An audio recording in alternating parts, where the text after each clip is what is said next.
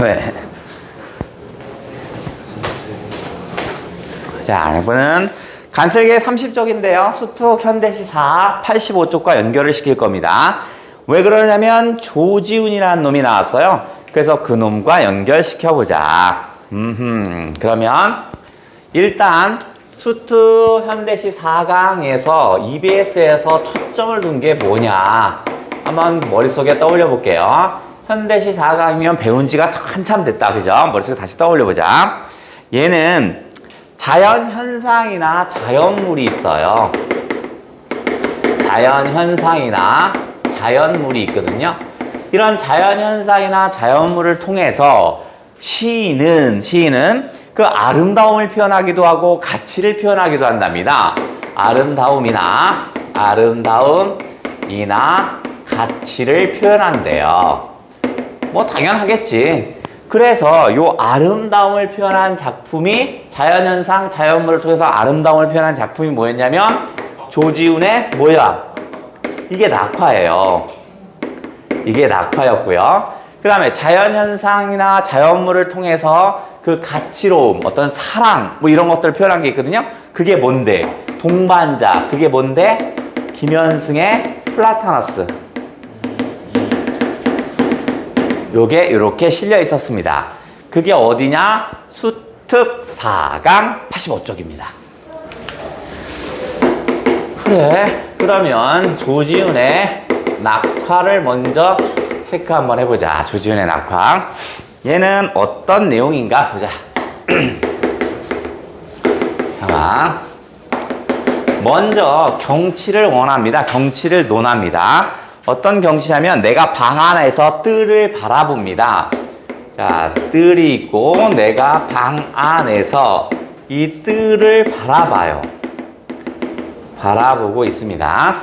그런데 방 안에 이렇게 창호지로 이렇게 문이 가려져 있는 거야. 근데 창호지는 빛이잖아. 그래서 내가 바라보는 건 뭐냐면 그림자를 볼 겁니다. 방 안에서 뜰에 비치는 그림자를 볼 거야. 근데 뭐가 떨어지고 있냐? 꽃이 떨어지고 있는 낙화의 모습을 봅니다. 근데 나는 뭐라고 하냐면 그것을 바람을 탓하지 말랍니다. 바람을 탓하지 말래요. 이 말은 이 낙화는 외부적인 요인으로 되는 것이 아니라고요. 외부적인 요인 때문에 떨어지는 게 아니라고요. 그럼 뭔데? 자연의 섭리, 자연의 규칙, 자연의 섭리인 거지 외부적인 요인인 게 아니라고요. 자연에 자연스럽게 꽃이 떨어지는데, 그죠? 뭐가 꽃이 떨어지니까 낙화겠죠? 요 모습이 너무 아름다운 겁니다. 낙화 떨어지는 게. 그걸 내가 떨어지는 그림자를 보면서 바라보고 있습니다. 자, 그런데 이걸 보면서 내가 나의 마음을 논합니다. 후정. 나는 어떤 사람이냐면 묻혀 사는 사람이래요. 무슨 이유인지 모르겠지만 속세에서 같이 어울리지 않나 봐요. 묻혀 사는 이라고 했어요. 그러니까 왠지 속세와 어울리지 못하니까 부정적인 거. 속세 사람들이 나를 밀어낼 수도 있지만 내가 나의 의도대로 멀어질 수도 있겠죠. 나 너랑 같이 있고 싶지 않아. 뭐 이런 거겠죠. 근데 나의 모습은 묻혀 사는 이가 바로 뭐냐면 꽃이 지는 아침. 꽃이 지는 아침입니다. 이건 일종의 역설적이죠. 역설적. 보통 아침이라면 꽃이 피고 뭐가 열리고 이래야 되잖아. 근데 진다라고 그랬으니까 뭔가 역설적인 거죠. 아침은 뭔가 활짝 피고 이래야 되는데 진다고 했으니까. 꽃이 지는 아침? 아까 낙화잖아. 바라보고 있잖아. 그걸 보면서 울고 싶어라 하고 있대요. 보면서 울고 싶어라. 이런 얘기네. 그럼 왜 울고 싶으냐는 이제 추측을 한번 해보자고요. 내가 바라봤던 이 선경은 어떤 거냐면 아름다운 낙화는 아름다운 소멸이었습니다. 아름답게 꽃이 떨어지는 아름다운 소멸이었어. 이걸 보면서 울고 싶은 건 뭐냐면 나도 저 꽃처럼 되게 아름답거든요. 아주 멋진 놈인데 이제 생명이 거의 다한 거야. 왜냐면 외부적인 요인 없이 꽃은 떨어지잖아. 나도 아무리 훌륭하게 살았어도 자연의 섭리에 의해서 죽을 수밖에 없죠. 그죠? 그래서 어떻게 써요? 나는 울고 싶은 거야. 결국 인생의 무상감을 느꼈다. 이래도 되겠죠? 아름다운 소멸을 보면서 저렇게 아름다워도 결국은 죽게 되는구나 이런 생각하면서 인생의 무상감을 느꼈다. 자, 조지훈의 낙화가 나오는 순간 유사작품 뭐야? 똑같은 낙화의 아름다움을 표현했던 이형기의 낙화가 나와야죠. 이형기의 낙화가 같이 맞물립니다. 저놈이 나오면 이형기의 낙화가 같이 맞물릴 거야. 얘도 자연의 모습을 통해서 가만히 보면 인간의 삶을 충분히 어떻게 할 거냐면 유추할 수 있습니다. 그럼 자연의 삶을 어떠냐? 꽃이라는 것은요, 한없이 아름답지만 하지만 얘들은 어떻게 써? 떨어질 수밖에 없어요. 떨어져야만 어떻게 써요? 녹음이 푸르는 잎이 푸르게 되고 잎이 푸르게 되어야 뭐가 있어요? 열매가 솟을 수 있겠죠? 즉 낙화라는 것이 있어야, 낙화가 있어야 더욱더 큰 행복이 오는 거죠. 열매가 생길 수 있으니까. 인간도 마찬가지예요. 인간도 꽃과 같은 긍정적인 거, 이 꽃과 같은 어떤 행복한 거, 아주 초긍정에 해당되는 거 나열해보면 인간도 사랑을 하고요. 인간도 청춘의 시절이 있어요. 그죠? 그 다음에 뭐 젊음 뭐 다 좋아요. 어떤 온갖 좋은 것들 다 해볼게. 하지만 사랑하다가도 이별한 경험이 있다라면 더욱더 성숙해지는 거고요. 청춘에 있다 결별 또는 뭐 늙음 이런 것을 한 번쯤 경험을 한번 해보면 어떻게 됐어요? 바로 성숙한 영혼이 생길 수 있대요. 즉 이런 초긍정적인 것도 때로는 한 번 정도의 실패가 있어야 더욱더 큰 긍정이 올 수 있대요. 그러니까 저렇게 부정적인 것을, 꽃이 지는 것을 무서워할 필요가 없죠. 그래서 얘가 뭐라고 하냐면 바로 꽃이 지는 건 결별이 이룩하는 축복이랍니다. 결별이 이룩하는 축복이래. 결별이란 건 낙화, 꽃이 떨어지는 거니까 부정적인 거죠. 하지만 열매가 맺히는 축복을 가져오는군요. 정확하게 역설법이네.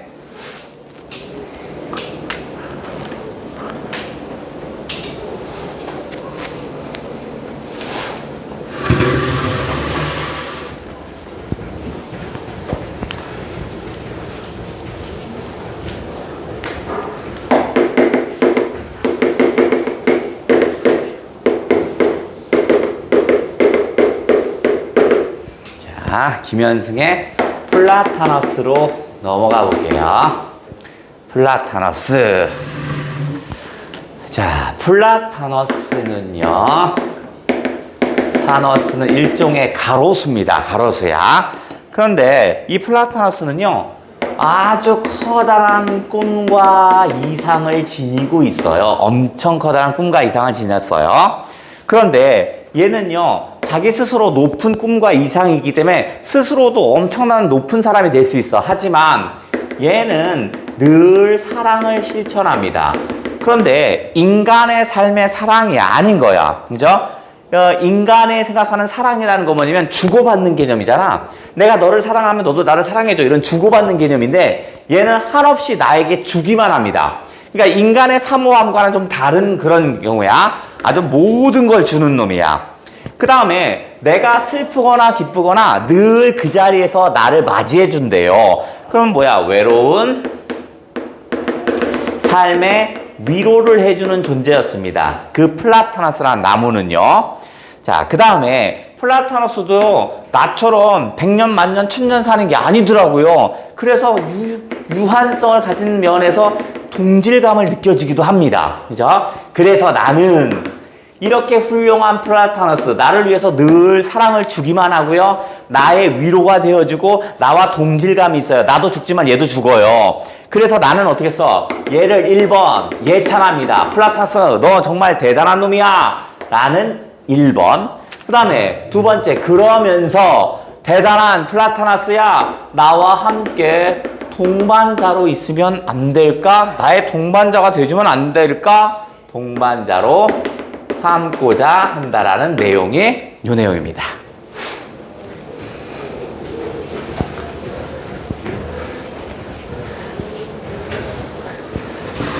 자, 요 놈이 나오면 같이 맞물어야 유사 작품을 한번 해볼게요.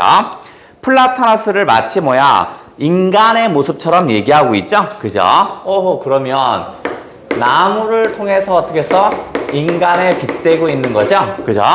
그러면 플라타너스도 유한성, 나도 유한성. 이번에는 인간과 나무의 어떤 근원적인 고독입니다. 가시고기. 뭐라고? 가시고기.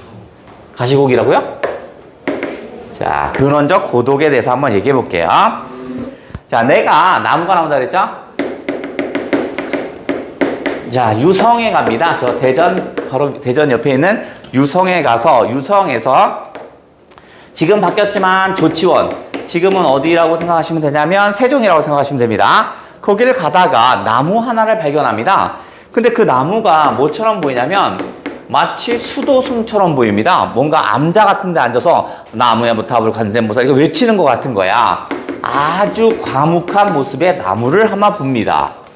다시 나는 조치원에서 다시 공주로 이동을 합니다. 공주로 이동하다가 나무를 하나 보는데요. 무슨 나무를 보냐면 좀 어설픈 과객 같아요. 얘는 자기 집이 아닌 것 같아요. 딴 집에서 온 나무 같아. 어설픈 과객처럼 보입니다. 어설픈 과객. 어설픈 과객이라는 건 어떤 거냐면 좀 어울리지 않고요. 좀 우울한 것 같아요. 침울한 나무를 봅니다. 여기에서 다시 온양으로 움직입니다. 온양온천이는 온양으로 움직였는데 거기서 뭐냐면 마치 뭘 지키는 파수병 같은 외로운 나무를 봅니다. 외로운 나무를 봐요. 그리고 나서 이제 나는 어디로 오냐면 이제 서울로 옵니다. 거쳐서 이제 서울로 와요. 서울로 오를 때 나무가 아까 봤던 그 나무들 있죠? 그죠? 이 나무들이 어떻게 했어요? 내 안에 뿌리를 내리고 있어요. 내 안에 뿌리를 내리고 있었습니다. 즉, 내 안에 뿌리를 내릴 때 어떤 거? 과묵한 나무와 플러스 그 다음에 뭔가 침울한 나무 플러스 외로운 나무 있죠? 외로움이 바로 뭐야? 나의 모습이었죠. 나무를 통해서 나의 모습, 즉 인간은요 늘 과묵하고 침울하고 외로울 수밖에 없는 존재예요. 이런 얘기를 했군요. 요게 뭐냐? 얘는 박목월의 뭐였지? 나무였습니다. 나무를 통해서 인간의 근원적인 고독을 이야기했구나.